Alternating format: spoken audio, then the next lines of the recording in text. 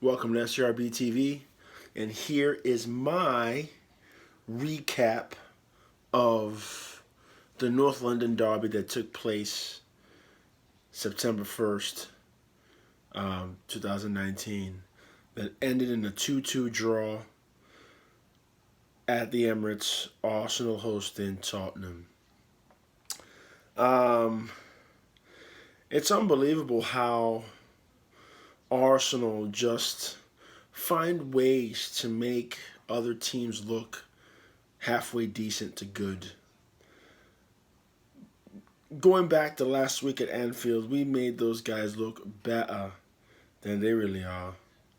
And we tried our darndest to do the same again uh, this past Sunday. Um, I tell you, we started out well. The first 10 minutes, we were on them a bit. And then they pumped one ball out to relieve pressure because we're all over them. And Socrates, first of all, even before we start talking about the first goal, I said in the preview that I think we should play a 4-2-3-1. I feel the safest in a 4-2-3-1. I feel there's the most balance in that. I think that if you play a 4-3-3, you've got to have a fantastic unit that can all keep the ball, i.e. Barcelona in their prime under Pep Guardiola, and even when Luis Enrique was there. You know, all the best wishes to Luis Enrique and his family with all that they're going through at the moment. But Arsenal playing a 4-3-3, I'm not feeling. If you play a 4-3-3, you may as well. If you play a 4-3-3 at its best for Arsenal, you may as well play a 4-2-3-1.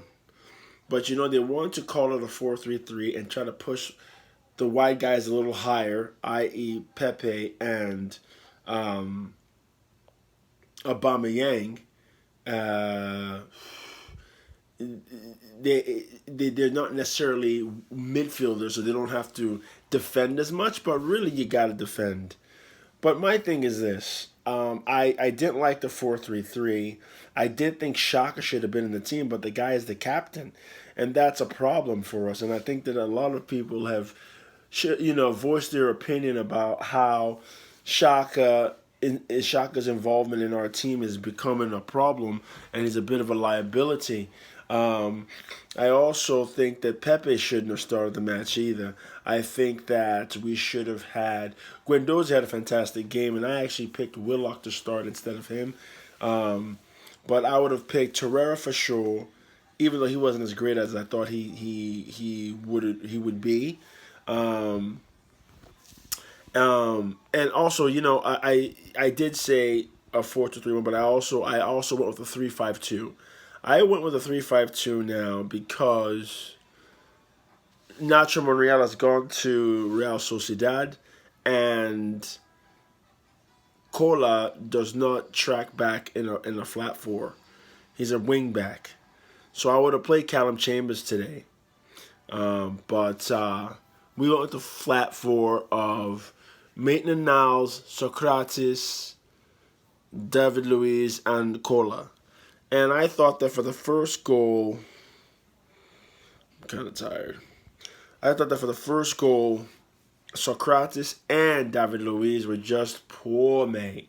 And yes, Leno, I think Leno's one of the best goalkeepers in the world, to be honest. I think he's phenomenal, and he hasn't even scratched the surface of how great he's going to be. But he should have held Lamella's shot today. He should have held the shot. But here's the thing, though: Lamella should have never gotten that chance to shoot because we should have defended better. So our central defense is always a question. I don't like David Luiz. Don't trust him. Don't know why he's at the club, but he's already there. And I hope that people can see that these last two games against top competition, he struggles because he's just not good enough. He's not disciplined enough. He doesn't focus enough. He trots around a little bit too much for my liking. And then in midfield, we've talked about it. The flat three of Shaka, Torreira, and Guendouzi. I would have kept Guendouzi and Torreira, pulled out Shaka and have Danny Ceballos from the beginning. And I've had Danny Ceballos play about 65, 70 minutes, depending on how he was doing. If he was having a game, he would have got 70, 80 minutes. If he was struggling, I would have taken him off of Mesut Ozil. As you can see, when Ceballos came on, he was absolutely fantastic and got some shots off and completed passes, and he was very influential upon his arrival. I thought that Pepe was not good enough, and I think that listen.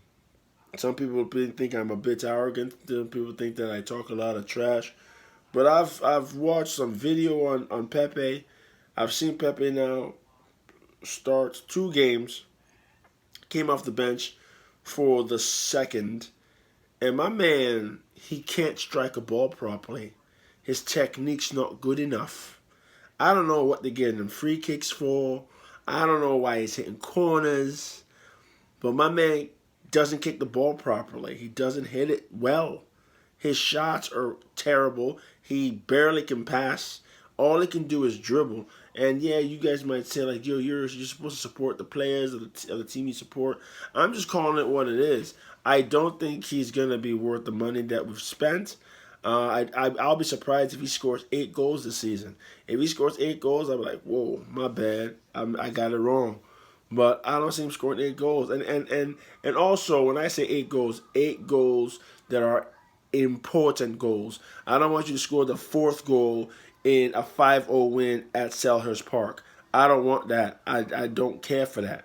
I want a goal against the top 6 sides. He should have scored today, Pepe. He should have scored at least twice. And that's me being lenient. He could have scored more than that.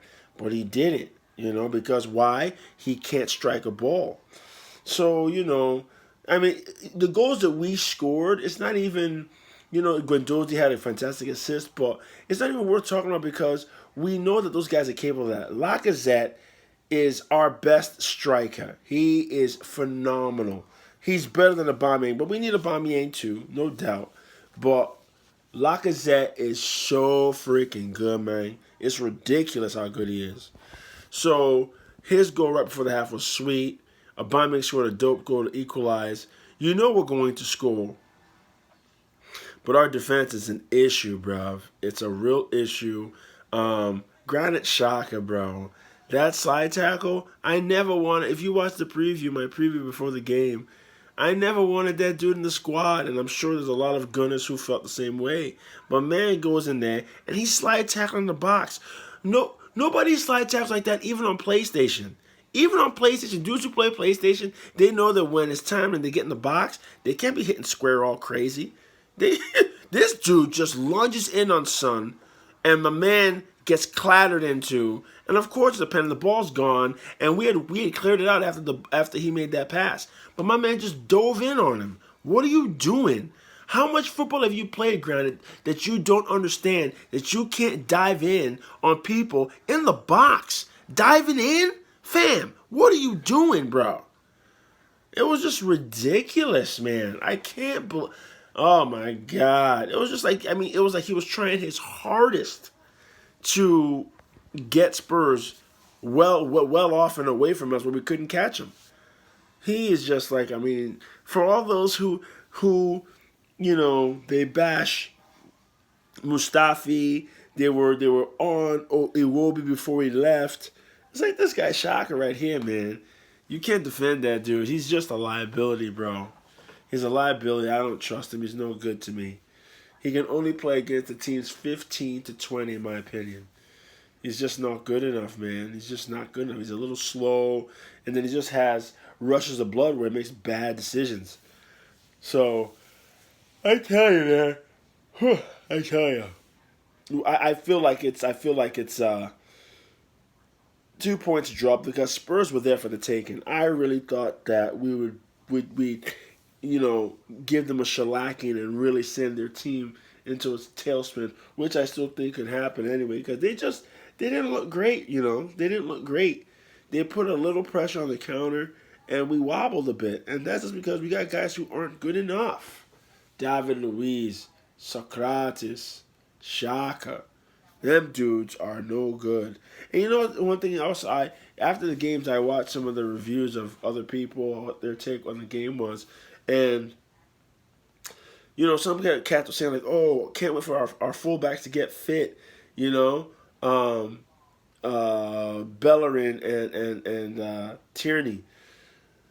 Our our outside backs weren't really a problem today, even though Cola didn't really defend on the didn't defend on the left.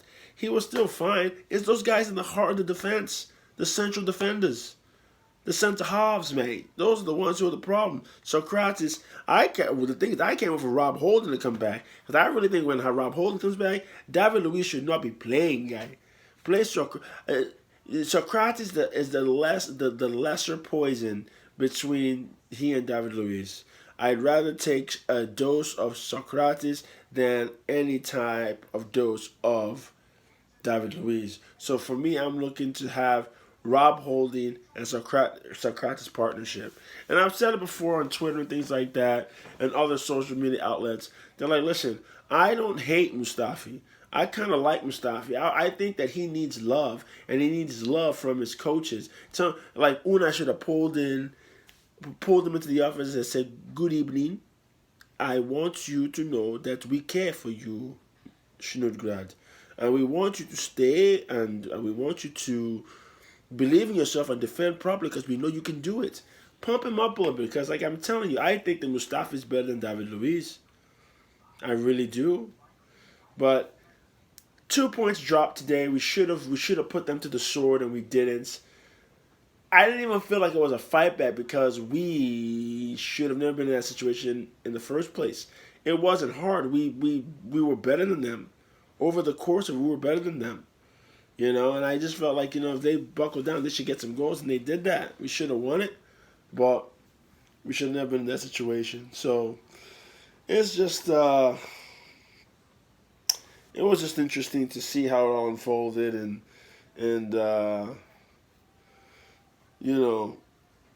we'll move on to the next. International break is next, and then we come back and we go to Vicarage Road and take on Watford. But 2 points dropped today. I think that at home we need to be more on the ascendancy and play either Shebayo or Mesut Ozil. I mean, I don't know how this is going to work. The man hasn't played all season. He's been snubbed the last 2 games. Yeah, man, I'm a little tired. The last 2 games, Anfield and at home to Tottenham, he didn't get a sniff, and I think he was ready, available, he wasn't really available at Newcastle, and he wasn't available for Burnley, I don't think. But this right here, these last 2 games, snubbed him, man. It's tough, so I don't know what we're going to do with him. But yeah, so overall, 2 points dropped. We needed to be better than we weren't, but we'll move on. It's always good not lose to those scum on the other side of down the road a bit. But yeah, let me know what you think about the match and certain players. What you think of the shock tackle and all that. But yeah, subscribe at the bottom. Drop me a comment. Holla at your boy. Let's talk footy. I'm sure it'll be fun. All right. And I'll be back after the international break. If anything interesting happens in the qualifiers of the friendlies, I might pop up. But if not, we'll get ready for the next round of Premier League matches after the international break, okay? FCRB TV. Ciao.